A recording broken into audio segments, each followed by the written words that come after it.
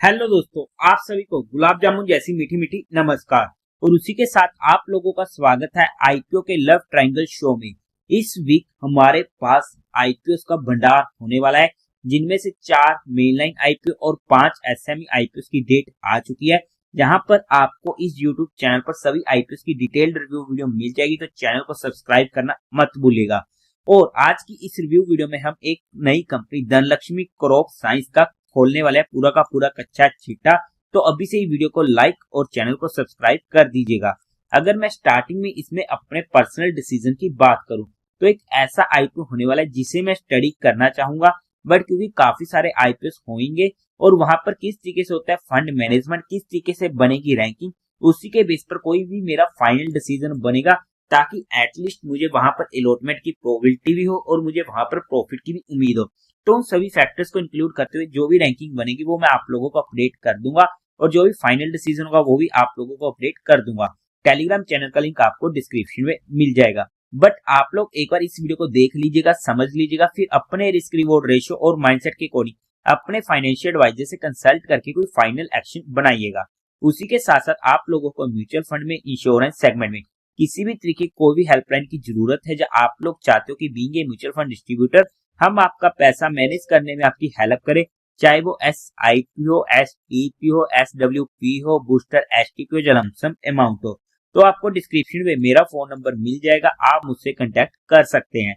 अब अगर हम कंपनी की बेसिक डिटेल की बात करते हैं, तो 2005 में ये कंपनी इनकॉर्पोरेट हुई थी। काम की बात करते हैं तो ये company technology driven seed company होने वाली है, जो डेवलप करती है, प्रोड्यूस करती है, प्रोसेस करती है एंड सेल करती है seeds for various field crops and vegetables. Company के प्रोडक्ट पोर्टफोलियो की बात करते हैं तो वहां पर field crop and vegetable seeds for cotton, wheat, cumin, bajra, maize, gram, okra, green gram, SAG, soybean, milky mustard, groundnut, black gram, guar, castor, sesame, jowar, coriander, red gram, green pea, multifeet, onion etcetera ये company के product portfolio में आ जाते हैं। Company produce करती है अपनी seeds for 24 different crops and vegetables and operate करती है जो 5 स्टेट्स में इन इंडिया में। कंपनी का मेजॉरिटी पोर्शन जो होने वाला ऑपरेटिंग प्रॉफिट का, वो आता है इनकी सेल ऑफ कॉटन सीड से। वो आप जहां पर डिटेल चेकआउट कर सकते हो। ऑलमोस्ट 76% का इन फाइनेंशियल ईयर 2024 एंड 71% के करीब का 2023 में। ओवरऑल में काम देखते हैं, सेगमेंट देखते हैं, एक अच्छा काम, एक अच्छा सेगमेंट हमें देखने को मिलने वाला है। एज ऑफ दिसंबर 2024 कंपनी के पास 56 एम्प्लॉयज होने वाले हैं। अब अगर हम कंपनी के कुछ इंटरनल रिस्क फैक्टर्स की बात करते हैं, तो वहां पर सबसे पहले तो कंपनी का मेजॉरिटी ऑफ रेवेन्यू डिपेंड होता है इनकी एक ही प्रोडक्ट से, वो होने वाला है सेल ऑफ कॉटन सीड्स। और ऐसे में कोई भी दिक्कत इसके रिलेटेड आती है तो उसका इम्पैक्ट हमें कंपनी के ऊपर सीधा सीधा देखने को मिल सकता है। कंपनी का मेजॉरिटी ऑफ रेवेन्यू ऑलमोस्ट 57% के करीब का इनका आता है सिर्फ एक ही सिंगल कस्टमर से एज ऑफ 2024, और टॉप 10 कस्टमर से जनरेट होता है ऑलमोस्ट 67% का एज ऑफ 2024, 62% का एज ऑफ 2023 एंड 52% के करीब का 2022 फाइनेंशियल ईयर में। और ऐसे में इनका कोई भी कस्टमर या फिर स्पेशली कहीं मेजर कस्टमर जो इनका फर्स्ट कस्टमर होने वाला है, वो इनसे नाराज होता है या किसी भी तरीके की तू मैं होती है, तो सीधा सीधा कंपनी के ऊपर उसका मेजर इंपैक्ट देखने को मिल सकता है। पास्ट ईयर्स में हमें यहाँ पर नेगेटिव कैश फ्लोज देखने को मिले हैं। कंपनी की प्रोडक्शन फैसिलिटी लोकेट होने वाली है गुजरात में, और ऐसे में किसी भी तरीके की वहां पर दिक्कत आती है जिसकी वजह से इनका काम रुकता है या फिर काम में देरी होती है, तो फिर से कंपनी के ऊपर उसका इम्पैक्ट हमें देखने को मिल सकता है। कंपनी के रजिस्टर्ड ऑफिस इनके खुद के नहीं होने वाले हैं, वो लीज बेसिस पर लिए गए हैं। और उसी के साथ साथ जो भी इनकी प्रोसेसिंग स्टोरेज फैसिलिटीज वगैरह होने वाली है, या RD लैब्स वगैरह होने वाली है, वो भी इनकी खुद की नहीं होने वाली है, वो भी लीज बेसिस पर ली गई है। तो यहाँ पर हमने कुछ इंटरनल रिस्क फैक्टर को स्टडी करने की कोशिश की है। बाकी आप इनके इंटरनल रिस्क फैक्टर को इनके DRHP में स्टडी आउट कर सकते हैं। अब अगर हम कंपनी के टेंटेटिव टाइम टेबल की बात करते हैं, तो ये IPO ओपन होगा 9th ऑफ दिसंबर को, क्लोज होगा 11th ऑफ दिसंबर को, अलॉटमेंट 12th ऑफ दिसंबर की, रिफंड मिलने जा आपके अकाउंट में क्रेडिट हो जाएंगे share if allotted 13th of December को, टेंटेटिव लिस्टिंग डेट है 16th ऑफ दिसंबर की, face value 10 rupees per share की, प्राइस बैंड 52 से 55 रुपीज पर शेयर का, हमें तो अप्लाई करना है 55 रुपीज। 2000 शेयर का एक लॉट होने वाला है। टोटल इशू साइज है 23.8 करोड़ का, जो पूरा का पूरा रहने वाला है फ्रेश इशू। NSE के SME पोर्टल पर ये IPO लिस्ट होने वाला है। कोटा की बात करते तो क्वालिफाइड का 50% का, रिटेल में 35% का, एचएनए में 15% का होने वाला है। लॉट साइज में रिटेल कैटेगरी में एक लॉट पड़ेगा 2000 शेयर्स का, जिसकी अमाउंट पड़ेगी 1,10,000 रुपीज की। एचएनए कैटेगरी में मिनिमम 2 लॉट्स के लिए अप्लाई करना पड़ेगा, जिसकी अमाउंट पड़ेगी 2,20,000 रुपीज की। कंपनी के प्रमोटर्स की बात करते हैं तो वहां पर Kamlesh Kumar Jayanti Lal Patel, Alpesh Y Jayanti Y Patel and mister Meet Kamlesh Kumar Patel company के प्रमोटर होने वाले हैं।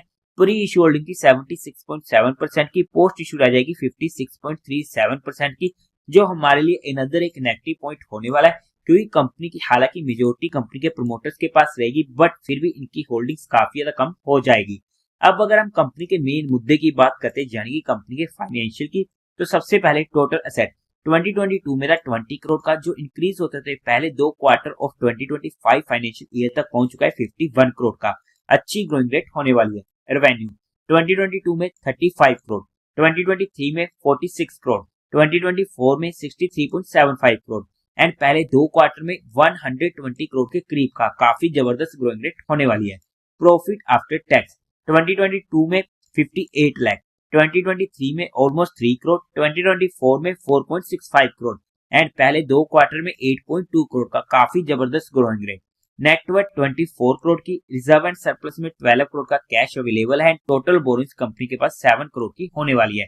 ओवरऑल में अगर हम फाइनेंशियल्स की बात करते हैं तो काफी अच्छे फाइनेंशियल देखने को मिल रहे हैं, बट जिस तरीके से 2025 के पहले 2 क्वार्टर में हमें इनके revenue and profit after tax में ग्रोथ होते हुए देखने को मिली है, वहां पर जस्ट आईपीओ आने से पहले हमारे मन में काफी ज्यादा शंकाएं आ जाती है, क्या ये फिगर्स रियल में होने वाले हैं या सिर्फ कागजों में होने वाले हैं। ये हमारे लिए कंसर्न वाला पॉइंट हो जाता है। अब अगर हम बात करते हैं क्यों आ रहा है ये आईपीओ, तो वहां पर इनको वर्किंग कैपिटल की रिक्वायरमेंट है, इश्यू एक्सपेंस को मीट आउट करना and general corporate purpose. Fundamentally basis पर कंपनी को चेकआउट करने की कोशिश करते हैं। तो मार्केट कैपिटलाइजेशन है 89.8 करोड़ की, आरओई 33% की काफी अच्छी, आरओसी 39% की काफी अच्छा, debt to equity ratio almost negative level है, कोई दिक्कत नहीं है। रिटर्न ऑन नेटवर्थ 28% का अच्छा है, प्राइस टू वैल्यू 3 का, प्रॉफिट आफ्टर टैक्स मार्जिन 7% का ओके है।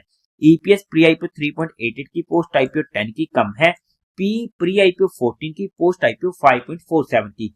फंडामेंटली बात करते हैं तो काफी अच्छे फंडामेंटल हमें यहाँ पर देखने को मिले हैं।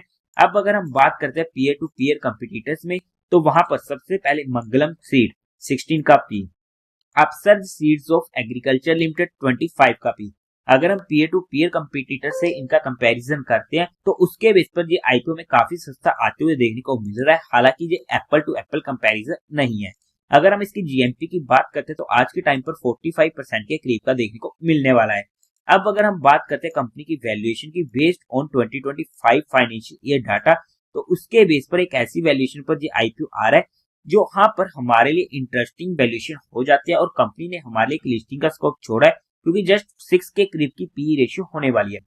बट अगर हम 2024 के फाइनेंशियल ईयर के बेस पर चलते तो वहां पर ना ही आईपीओ सस्ता रहा है ना ही महंगा रहा है, फुली प्राइस्ड होने वाला है।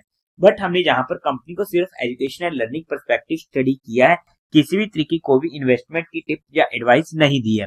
फिर भी आप लोगों को कोई भी काम करना हो, कोई भी एक्शन लेना हो, एक बार अपने फाइनेंशियल एडवाइजर से कंसल्ट करके ही लीजिएगा। तो देवी और सज्जनों, उम्मीद है आप लोगों को ये वीडियो अच्छी लगी होगी, तो इस वीडियो को लाइक कीजिएगा, शेयर कीजिएगा और साथ ही साथ चैनल को सब्सक्राइब करें। हर हर महादेव।